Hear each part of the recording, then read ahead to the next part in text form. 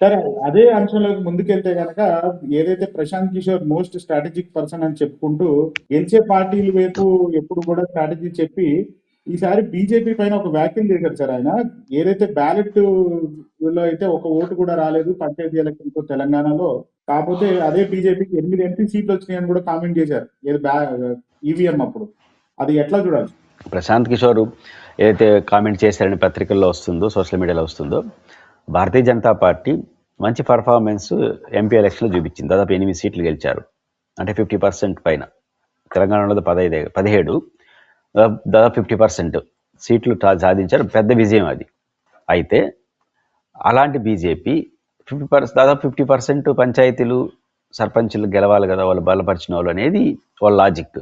కాబట్టి బ్యాలెట్లో జరిగితే పర్ఫార్మెన్స్ లేదు, ఈవీఎంలో జరిగితే మంచి మెజారిటీ సాధిస్తున్నారంటే ఈవీఎంల మహిమేనా అనే ఒక చర్చ జరగడానికి స్కోప్ వస్తుంది. దీనికి కారణం ఏంటంటే, నిజంగా తెలంగాణ యాంగిల్ చూసుకున్నా కూడా బీజేపీ ఒక జనరల్ నేషనల్ వైడ్ పార్టీ. హైదరాబాద్లో ఉన్నట్టుగా రూరల్ ఏరియాలో బీజేపీకి గ్రాస్ రూట్ లెవెల్లో లీడర్షిప్ లేదు. అంటే పంచాయతీ సర్పంచ్ ఎవరు గెలుస్తారు? ఆ రాజకీయ పార్టీ బలపరిచేదానికన్నా ఆ గ్రామంలో అతనుకున్న పట్టు, ఆ గ్రామంలో అతనుకున్న కెపాసిటీ అనేది అతన్ని పంచాయతీ సర్పంచ్ చేస్తుంది. అట్లాంటి క్యాడర్ బేస్డ్ ఆర్గనైజేషన్ బీజేపీకి లేదు తెలంగాణలో.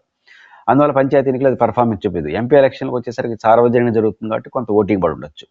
కాబట్టి రియాలిటీ అది. కానీ ఇది ఎంత రియాలిటీ ఉన్నా ప్రజలు ఎందుకు నమ్ముతున్నారు? ప్రశాంత్ కిషోర్ గారు ఆ వ్యాఖ్యలు ఎందుకు సంచలనమైనాయి? ఎందుకన్నాయంటే, ఈవీఎంల చుట్టూ భారతీయ జనతా పార్టీ ఏదో చేస్తుందని ఒక అనుమానం ప్రజలకు ఉంది.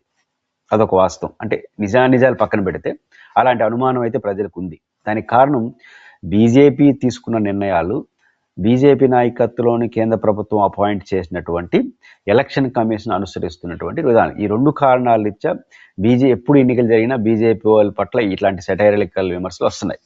బీజేపీ ఏం తప్పు చేసింది? Election commission as a neutral organisation.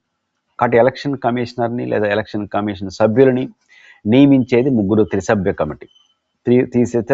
త్రిసభ్య కమిటీలో ప్రధానమంత్రి, లీడర్ ఆఫ్ అపోజిషన్ మరియు సుప్రీంకోర్టు చీఫ్ జస్టిస్ ఉంటారు. కాబట్టి వీళ్ళు 3 ఉండడం వల్ల ఆ కమిటీ కొంచెం పారదర్శకంగా ఉండడానికి అవకాశం వచ్చింది. ఎలా పడితే నియమించేదానికి అవకాశం లేకుండా పోయింది. కానీ బీజేపీ లాస్ట్ బిఫోర్ ఇయర్ అనుకుంటాను, భారతీయ జనతా పార్టీ చేసిన ఘనకార్యం ఏంటంటే, ఎలక్షన్ కమిషన్ నియామకులు ఉన్న 3లో ప్రధానమంత్రి ప్రతిపక్షాన్ని పెట్టారు. సుప్రీంకోర్టు చీఫ్ జస్టిస్ని ఆ బాధ్యత నుంచి తప్పించేసి ఆ కమిటీలో కేంద్ర క్యాబినెట్ అపాయింట్ అయినటువంటి పర్సన్ ఉంటారన్నారు. అంటే ఇంకేముంది? కేంద్ర క్యాబినెట్ అంటే ప్రధానమంత్రి, కేంద్ర క్యాబినెట్, అపోజిషన్ 3 వస్తారు. దీంట్లో మెజారిటీ నిర్ణయం ఫైనల్ అవుతుంది. కాంగ్రెస్ ఒక వ్యక్తి వ్యతిరేకిస్తారు, మిగతా 2 సమర్థిస్తారు, అయిపోయింది. కాబట్టి ఎలక్షన్ కమిషన్ నియామకంలో సుప్రీంకోర్టు ఎవరైనా మాట్లాడినా సుప్రీంకోర్టు చీఫ్ జస్టిస్ అన్న, హైకోర్టు చీఫ్ జస్టిస్ అన్న, దాని వాల్యూ వేరే రకం ఉంటుంది, న్యూట్రల్ లుక్ ఉంటుంది. కానీ అట్లాంటి న్యూట్రల్ లుక్ ఉన్న చీఫ్ జస్టిస్ని ప్రతిపక్ష నాయకుడిని పక్కన పెట్టేసిన రాజకీయం అనుకుంటారు. ఆ చీఫ్ జస్టిస్ని పక్కన పెట్టేశారంటే ఇంకేం నిర్వహిస్తారు వీళ్ళు? ఆ రకంగా ఎలక్షన్ కమిషన్ ఎంపికలో కేంద్ర ప్రభుత్వం నాయకత్వం వచ్చిన బీజేపీ చేసిన తప్పు ఒక కారణం.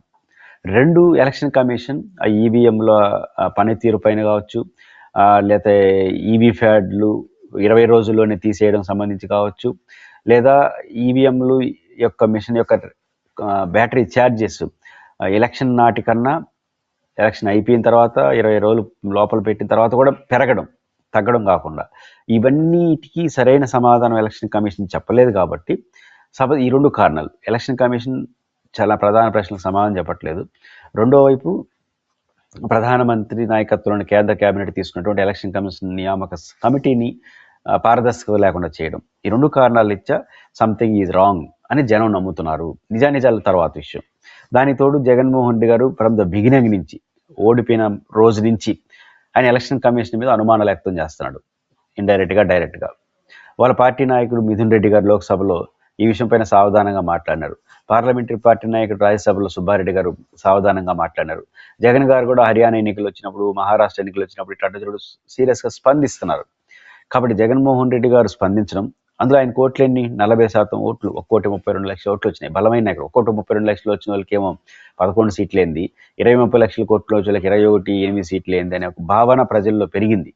నిజాల తర్వాత జగన్మోహన్ రెడ్డి గారు దాన్ని స్టబన్గా చెప్తూ ఉండడం, దానితోడు ఎలక్షన్ కమిషన్ వస్తున్న ఫిర్యాదుల పట్ల సాచివేత ధోరణి, ఆసక్తి చూపకపోవడం, సరైన రీతిలో స్పందించకపోవడం వల్ల ఏమో జరిగిందని అనుమానం, దానితోడు బీజేపీ నాయకత్వం కేంద్ర ప్రభుత్వం తీసుకున్నటువంటి పారదర్శకత లేని నిర్ణయం, ఇవన్నీ ఒకదానికి దాన్ని చైన్ లింక్గా కనిపిస్తున్నప్పుడు ఇదంతా మొత్తం బీజేపీ నడిపిస్తుందా అనే భావన ప్రజల్లోకి వచ్చేసింది.